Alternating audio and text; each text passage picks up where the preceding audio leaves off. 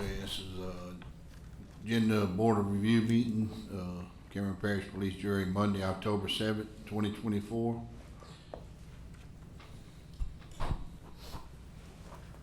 Let's get started. So board of review, Mr. Scott. Good morning, gentlemen. Hope y'all are all having a great day today. You're gonna have a better day after we finish, after y'all finish with me. Okay, so we had a couple of companies that wanted to challenge us. However, we were able to work things out between us before we came to y'all with them. So number one, y'all have nothing to be able to talk about as far as people contesting their tax values. So we good. So another year without any A&R pipeline nonsense where it ties us up for years and years and years. We had a little raise in value. If you'll look on the 2024 Hey, and 2020. Mr. Scott, just a second. So this is a public meeting, everybody, and it is being recorded.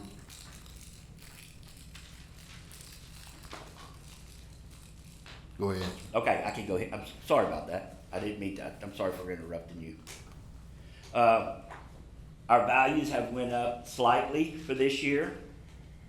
If you'll look on the page that says the grand recap. This is the grand recap. 2024, you have both copies. You have last year's and this year's. If you go to 2024, I'll give you a breakdown of things so you can get a better idea of how things work.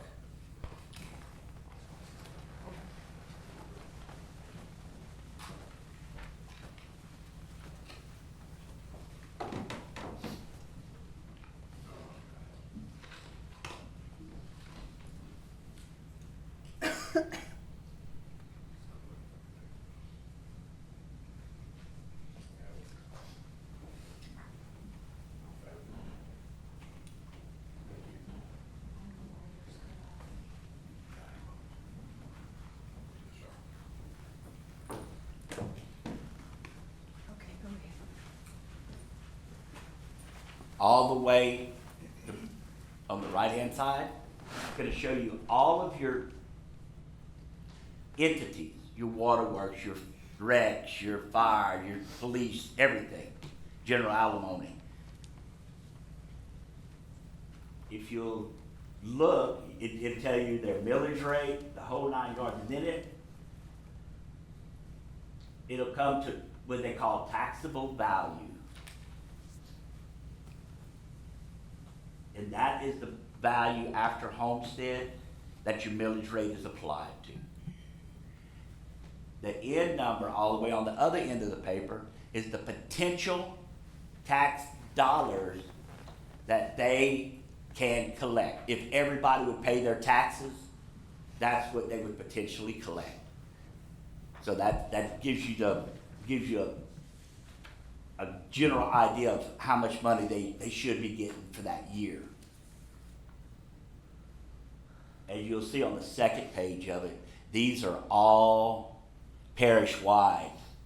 And you'll see the number is a lot bigger of a number. It's just a total breakdown of everything. But it shows you how much money each district can potentially collect. Hey Scott, talking about this, I know that me and you kind of spoke about this before, and something that I'd just like to put on the record to have us look into is the homestead exemption. I know we talked about how it was created and the value being 75, because time and time again with inflation like it is, prices keep rising and all.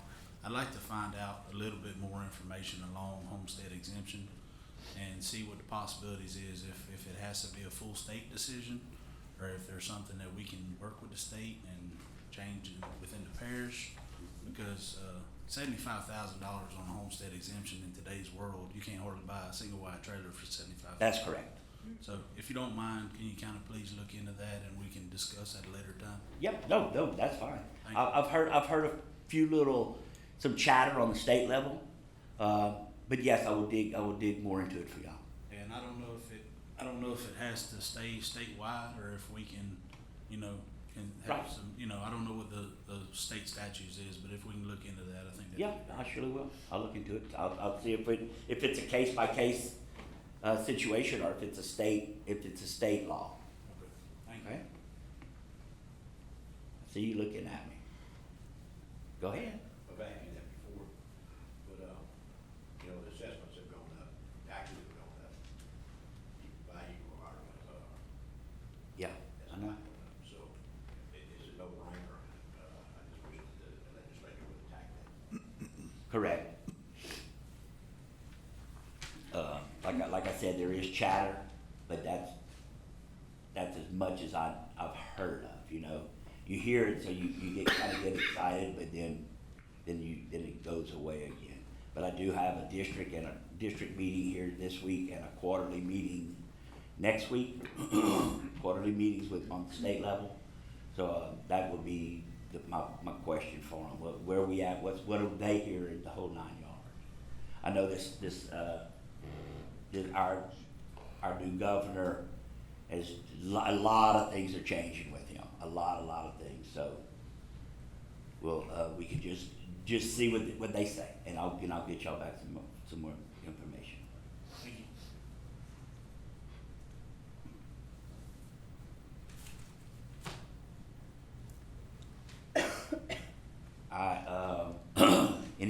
Any other questions? I'm ready to entertain them for y'all. Hey, Mr. Scott, on this I see just saying water districts in general. I don't see nothing about the Creo area. I would like to The maybe- Creo Water District. Yes. Oh, second page, Second page. last item. For some reason, it got stuck down there. Yeah, and that's what's referred to as Water District 7 maintenance. Yep. So just the tax in Creo is just a maintenance tax, or is it overall? No, it is their tax for their water district. Okay, it just threw me out because it said, maintenance, and it wasn't like all the rest of them. Right, that's correct. It's how they named it at the time. Okay, that's what I wanted to check on. Thank you, Mr. Scott. You're welcome. I do have one question. Any significant changes expected, in the near future? Do what now? Any significant change? When does the money on LNG start to roll? 27? It comes in 27, but that's not, you don't get the check until January of 28. So nothing between now and 28? Nothing major. Okay. We're status quo, should say. We've lost a lot of oil. Thank God we've had LNG. Being honest with y'all, we've lost so much in the oil industry and the watercraft industry that we should have seen increases. If the oil and gas industry would have stayed like it was, we would have seen increases already. But because of the oil and gas bottoming out on us, all that LNG money did, all it did was just do this, level it out. It should be like this right now. You should have them. LNG paid right at half of the taxes last year. $33 billion. Right. That's correct. Paid just the 2 plants. Yep. So if our oil and gas hadn't dropped out on us, we'd have been 33 million to the good. But oil and gas went away, y'all. I mean, you used to have 300 boats that they would assess every year. You go look down here at the few boats that they got, and you go, holy cow, that's some big numbers. That's on the TC33 page. You can see the breakdown of stuff. And so it's like, and then your oil and gas, there's no production per se. So with no production, those wells are worth minimal. And so, and they're steadily P&Aing them, steadily orphaning them. So I mean, it went to nothing, and that's a big lick. All of these plants along here, these oil and gas, even though they were small, it added up. And whenever they they shut down, I mean, it's at a minimum value if it's still sitting there. Mr. Scott, for the Water District 7 maintenance, basically the Creo area, and the only reason why I'm asking is because they got a recent tax coming up, and there's a lot of talk out there. I know they was pretty not too good off with their funds before, but from my understanding, just the pipelines that come through with the plan and that, it boosted them up pretty good. Can you maybe elaborate a little more on that to get the people more aware and maybe a little more in general on the Creo water section in general because of the stacks that's coming up? Yes, these pipelines do have great value, and they come on the tax roll automatically. Soon as they're finished and they're in service, they're on the roll. You had the Venture Global pipeline, the 42-inch, come through that area, and it helped them out some. It helped their value out, where they were able to collect some extra taxes. Now you do have the little facility on Trosclair Road. We're having some issues Yep. That's what collecting. So, but we'll see. We'll see what's able to be done. Okay. Yeah, because for the most part, they was probably, I'd say, around about from looking into it, they was like at 30,000 and they're knocking 200 and something, even with the issues from some parties involved. So Yeah. they're well on the way and it looks pretty good so far. Yes. Yeah. Right here, it looks really great. It's just, are they going to collect it all from that facility? You Because know. I know a lot of people, that the plan itself gets a 10-year break or whatever it is, whatever the state did. But in general, there's all these small moving parts that they're contributing already. Yes, they are. Yes, of course they are. That'll work. Thank you, Mr. Scott. Yep. You will. Mr. Scott, I got one thing.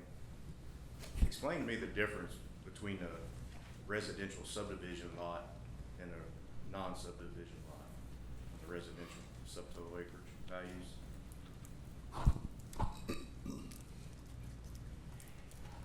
It is some lots or pieces of property that are considered lots that are not in subdivisions or they're not considered in a district. So in other words, you have some stuff that's camps that are houses that are not under residential acreage. They're in their own little world, and we still have some of that. It's being cleaned up as we go. But yes, they're not in a ward, they're not in a district, and they're not in a subdivision. Does that Not clear? really. Not really. Okay, so let's see. How would I go about it? A subdivision, would that have to be like an ordinance or something, or some type of stipulation on the property? No, not here in Cameron Parish. That you have certain people that make subdivisions. And so whenever they get it drawn up, that's what's considered a subdivision. But these non-residential sublots, residential non-sublots are it's just acreage with a house on it. It's not considered, it's not considered residential acreage or a subdivision. You have 30 acres and you have a house on it, that's non-residential lots. In other words, there's a house on over 3 acres of land. That's the agriculture. Yeah, that's where the agricultural rates come in and stuff.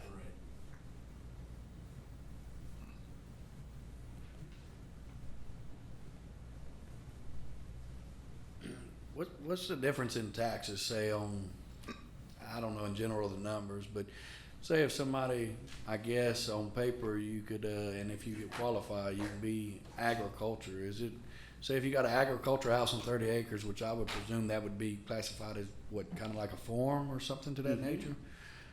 Is there any difference between people going that route other than buying, say, 10 or 15 acres that's not as agriculture? I'm sure Any- there's a big tax difference, huh? Yes, anything under 3 acres, anything over 3 acres, our parish considers ag. Anything over 3 acres, that's not in a subdivision. It's something that they drew up, Yeah. that's been drawn up, that's right. Anything over 3 acres is considered ag.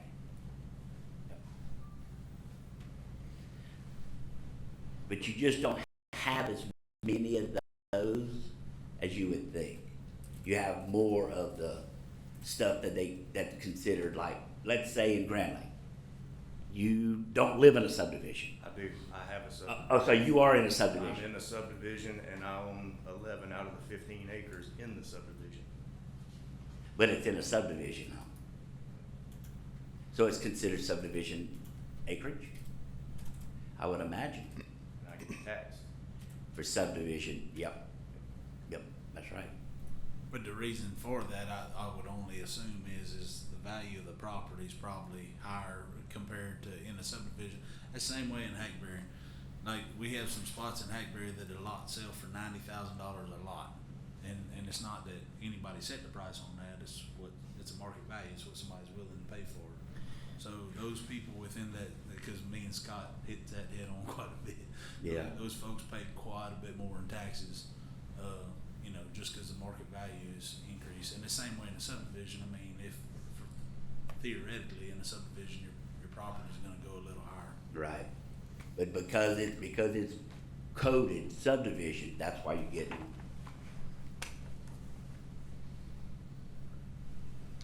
you're getting paying for those subdivision lots. Did that clarify? Yes. Okay. I had to go around it a different way, just trying to make myself clear. I understand the benefits of it. Yeah. Because in my mind, I know I know what I'm talking about, but to present it to y'all, it's a little different. And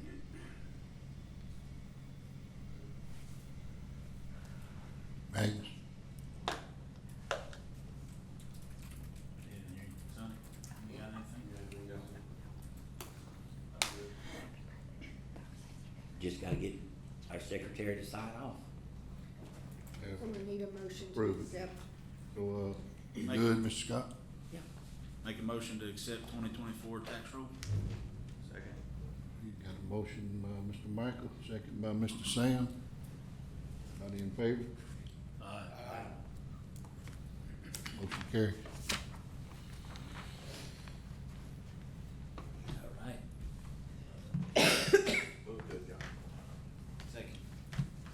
Motion by Mr. Sonny, second by Mr. Michael. All in favor? Aye. Motion passed.